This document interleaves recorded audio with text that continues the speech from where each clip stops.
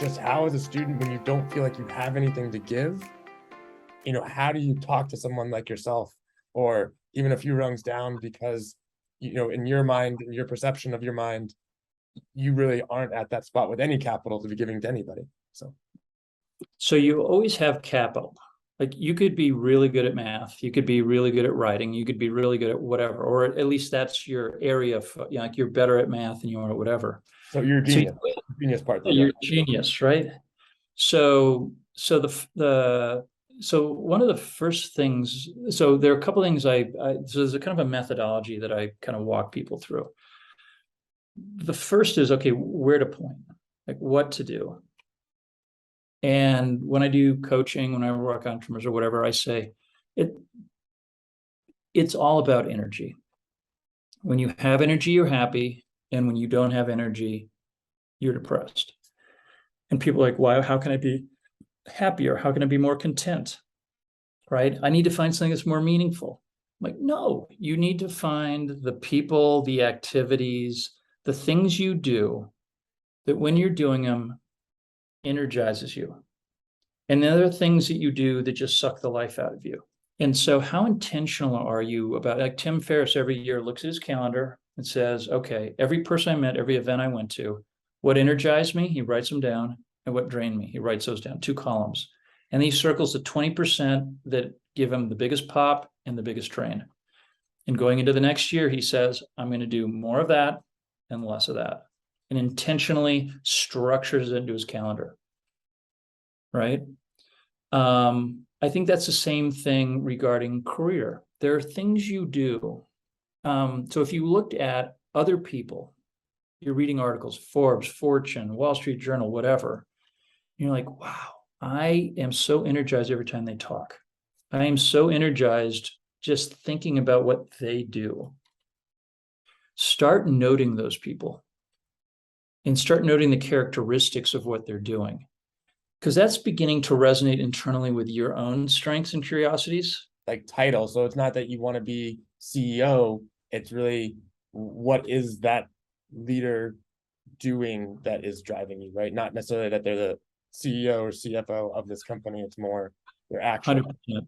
Like if you do I want the title, right? Or I want the house or the car or the whatever, you are going to be sorely disappointed in your life, right? On the other hand, if you're like, I love the fact that he works with children.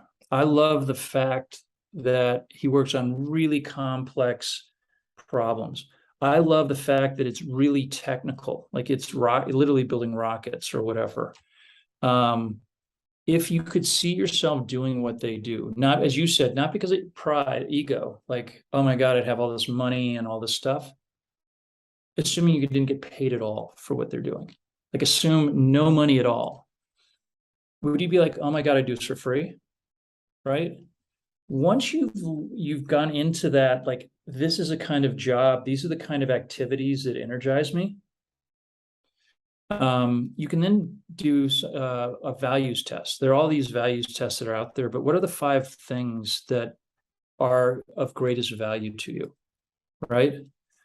So for me, it's, I call it naked to the transparent. It's, noble service, authenticity. Like I don't have to play political games. I am who I am. And then people pass the IQ test one way or the other. I like them, don't like them, whatever. Kinship, people, relationships, like forming. Some people are transactional. They love just give me a computer screen, right? And trade.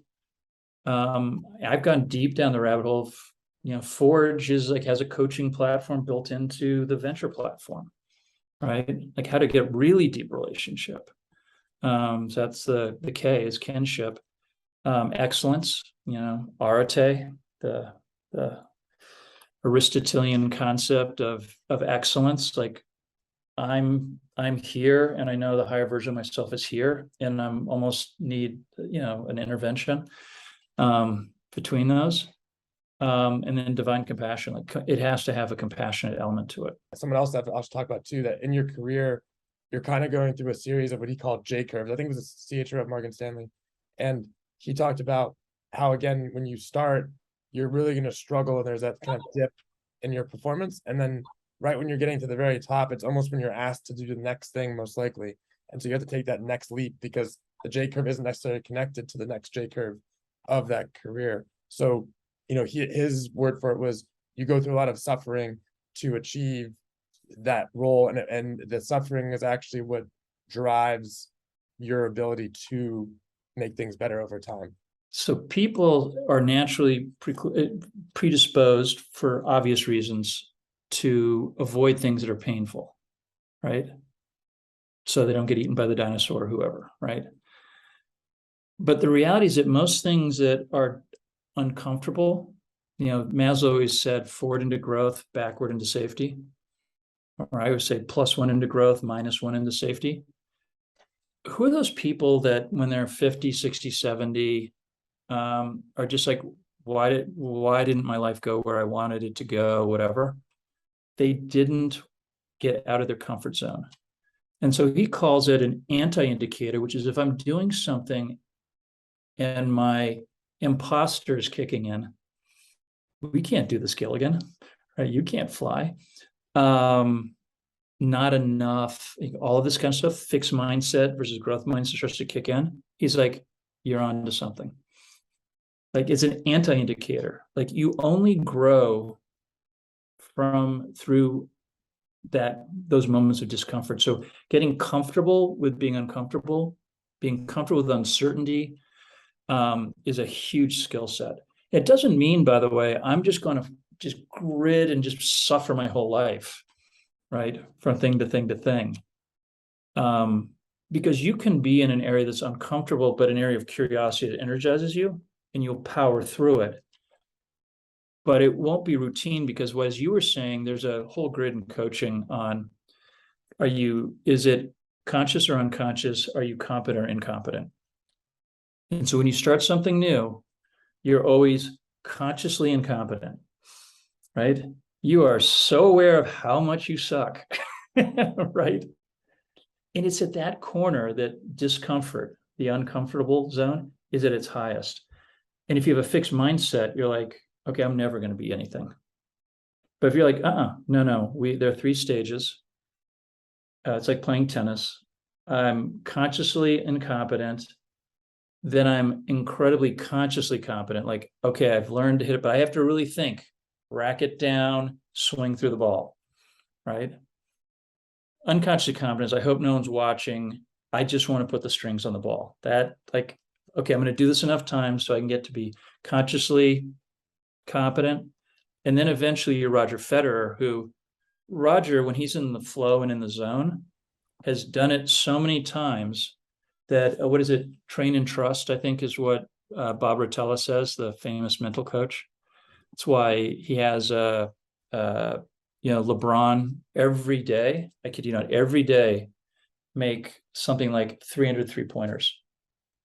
Do not leave until you've made the 300. And if you're from different places and you have to imagine, you have to do a move and imagine someone's in your way, boom. And until you've done the 300, you don't leave.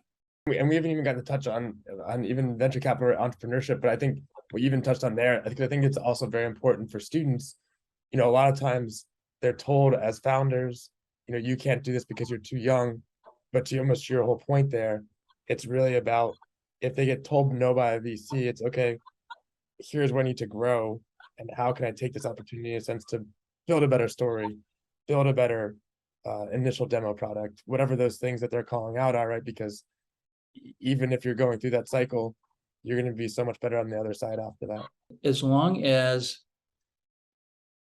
you're focused on areas that energize you and that align with your strengths and your genius versus the other, like what you ought to, should, whatever do, and you're compounding and you're trying to learn from the best of the best. Like, okay, which firm, like if I'm good at this and I have these skills, which firm or which firms would really accelerate that for me? And then do everything you can to work at those firms. But again, remember those three things: compounding, compounding, compounding.